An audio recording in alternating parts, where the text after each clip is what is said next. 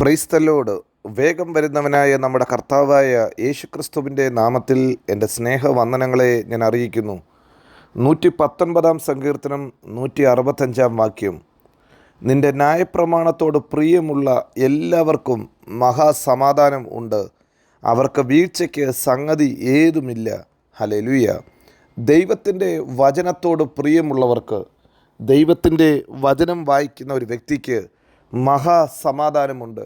ഈ കാലഘട്ടത്തിൽ മനുഷ്യർ സമാധാനമില്ലാതെ ഓടുമ്പോൾ സമാധാനത്തിൻ്റെ പ്രഭു സാക്ഷാൽ ജീവൻ്റെ വചനമായി നമ്മുടെ നടുവിലുണ്ട്. ഇന്ന് രാവിലെ എന്നെ കേൾക്കുന്ന നിങ്ങൾ ഈ വചനം കേൾക്കുന്നതിൻ്റെ കാരണം ദൈവത്തിന് നിങ്ങളോട് പ്രിയമുള്ളതുകൊണ്ട് മാത്രമാണ്.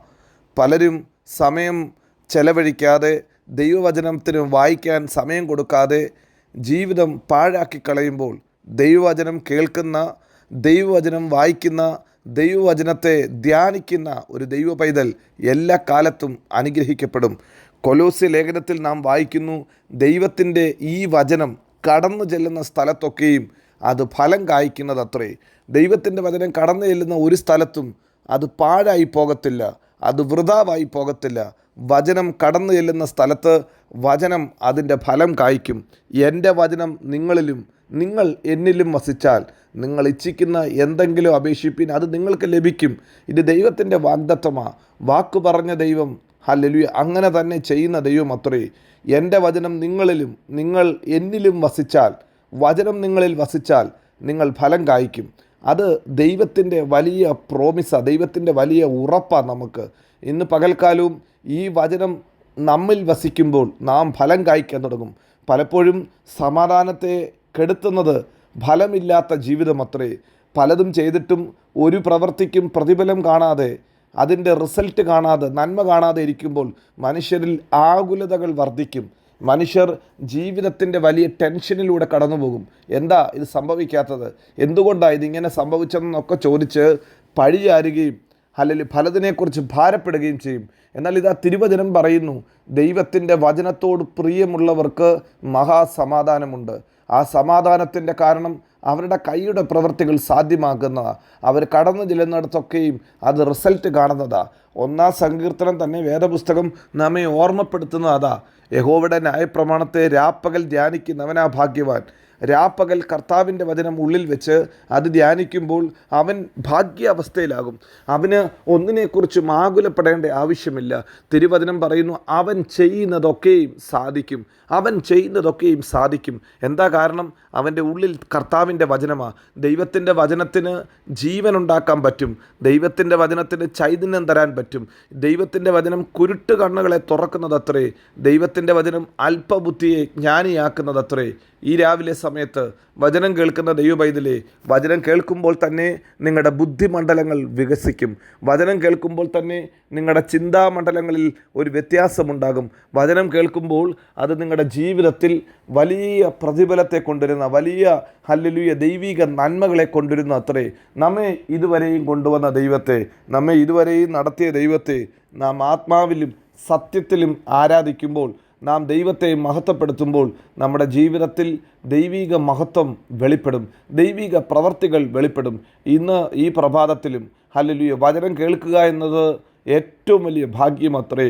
അനേകർക്ക് ലഭിക്കാത്ത ആ ഒരു ഭാഗ്യാവസ്ഥ ദൈവം നമുക്ക് തന്നതിനാൽ നമുക്ക് ദൈവത്തെ സ്തുതിക്കാം. കർത്താവിൻ്റെ വചനം നമ്മുടെ മനസ്സിനെ സ്ഥിരപ്പെടുത്തും.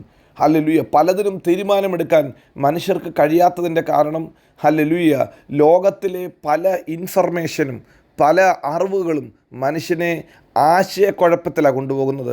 എന്നാൽ ദൈവം ഒരു നാളും ആശയക്കുഴപ്പത്തിൽ കൊണ്ടുപോകത്തില്ല. ദൈവം മനുഷ്യന് ഉറപ്പ് നൽകും. ദൈവത്തിൻ്റെ വചനം വായിക്കുന്ന, ദൈവവചനം വായിച്ച് തീരുമാനമെടുക്കുന്ന ഒരു ദൈവത്തിൻ്റെ പൈതലിന് ഒരു നാളും ചഞ്ചലപ്പെടേണ്ട ആവശ്യമില്ല. അതുകൊണ്ടാണ് തിരുവചനം വീണ്ടും പറയുന്നത്, ഇരുമനസ്സുള്ളവനെ കർത്താവ് വെറുക്കുന്നു. ഹല്ലേലൂയ. എന്നാൽ അതേ ദൈവത്തിൻ്റെ വചനത്തിൽ നാം ഇങ്ങനെയും വായിക്കുന്നുണ്ട്, സ്ഥിരമാനസനെ അവൻ പൂർണ്ണ സമാധാനത്തിൽ കാക്കും. നോക്ക്, സമാധാനം എങ്ങനെയാണ് ലഭിക്കുന്നത്? ഒന്ന്, ദൈവത്തിൻ്റെ വചനം ധ്യാനിക്കുന്നവർക്ക്, അതിലോട് പ്രിയപ്പെടുന്നവർക്ക്, ഇഷ്ടപ്പെടുന്നവർക്ക് മഹാസമാധാനമുണ്ട്. രണ്ട്, ദൈവത്തിൻ്റെ വചനം ഹല്ലേലൂയ വായിക്കുന്ന വ്യക്തിക്ക് ഹല്ലേലൂയ അവൻ്റെ കൈയുടെ പ്രവൃത്തികൾ സാധ്യമാക്കി ലഭിക്കും. അവൻ്റെ പ്രവർത്തനത്തിന്, ഒരു പ്രയത്നത്തിന് ഒരു ഫലമുണ്ട്. അതുകൊണ്ട് അവൻ്റെ ജീവിതത്തിൽ ആ ഒരു സമാധാനം മാത്രമല്ല, സമാധാനത്തിനോടൊപ്പം ഒരു സന്തോഷം ദൈവം കൊടുക്കും. മൂന്ന്, ദൈവത്തിൻ്റെ വചനം ധ്യാനിക്കുന്ന, ദൈവവചനം വായിക്കുന്ന ഒരു ദൈവ പൈതലിന് ജീവിതത്തിൽ നല്ല തീരുമാനങ്ങളെ എടുക്കുവാൻ ദൈവം ഒരു ഉറപ്പ് നൽകും. ഏത് തീരുമാനം എടുക്കണമെന്ന്, ഇടത്തോട്ടോ വലത്തോട്ടോ തിരിയണമെന്നുള്ള വഴി ദൈവം അവന് കാണിച്ചു കൊടുക്കും. അതുകൊണ്ട് എന്താ സംഭവിക്കുന്നത്? അവൻ അസ്ഥിര മനസ്സനാകാതെ, അവൻ ഇരുമനസ്സുള്ളവനാകാതെ അല്ലെങ്കിൽ തൻ്റെ വഴികളിൽ സ്ഥിരമായിരിക്കും. താൻ ചെയ്യുന്നതിൽ ഒരു ഉറപ്പ് ദൈവം അവന് കൊടുക്കും. അതുകൊണ്ട് തിരുവചനം പറയുന്നു, അവനെ ദൈവം പൂർണ്ണ സമാധാനത്തിൽ കാക്കും. ഇന്ന് പകൽക്കാലവും ദൈവത്തിൻ്റെ വചനം വായിക്കുമ്പോൾ ഹല്ലേലൂയ, ഇതാ വീണ്ടും നമ്മിൽ വരുന്ന വ്യത്യാസം, നാം ദൈവത്തെ ആരാധിച്ചു തുടങ്ങും. ദൈവവചനം വായിക്കുമ്പോൾ, ദൈവത്തെക്കുറിച്ച് കൂടുതൽ മനസ്സിലാക്കുമ്പോൾ നമ്മുടെ വായ അടച്ചു വെക്കാൻ പറ്റത്തില്ല, നാം ദൈവത്തെ ആരാധിക്കും. അതുകൊണ്ട് ദൈവവചനം വായിക്കുന്ന, ആരാധിക്കുന്ന ദൈവ പൈതലിനോട് പറയുന്നു, അത്യുന്നതങ്ങളിലെ ദൈവത്തെ സ്തുതിക്കുന്നവന് ഭൂമിയിൽ പൂർണ്ണ സമാധാനം കൊടുക്കും. ഇന്ന് പകൽക്കാലം വചനമാകുന്ന ആ വലിയ താക്കോലെടുത്ത് നമുക്ക് ദൈവത്തെ ആരാധിച്ച് തുടങ്ങാം. ആരാധനയുടെ വാതിൽ തുറക്കാം. ആരാധനയുടെ സ്തുതിയുടെ വാതിൽ തുറന്ന് ദൈവത്തിന് നന്ദി അർപ്പിക്കാം. വചനം നമുക്ക് ഫലം തരും. വചനം നമുക്ക് സ്ഥിരത തരും. വചനം നമ്മുടെ ഉള്ളിൽ സമാധാനം തരും. വചനം നമുക്ക് ദൈവത്തോട് നമ്മെ അടുപ്പിക്കും. ഈ ദൈവം വിശ്വസ്തനായ ദൈവം, വാക്കുമാറാത്ത ദൈവം. അവൻ നമുക്ക് പൂർണ്ണ സമാധാനം തന്ന് നമ്മെ വഴി നടത്തുന്ന ദൈവം. നമ്മെ എല്ലായിടത്തും എല്ലായ്പ്പോഴും ക്രിസ്തുയേശുവിൽ ജയോത്സവമാക്കി നടത്തും. God bless you. Amin, Amin.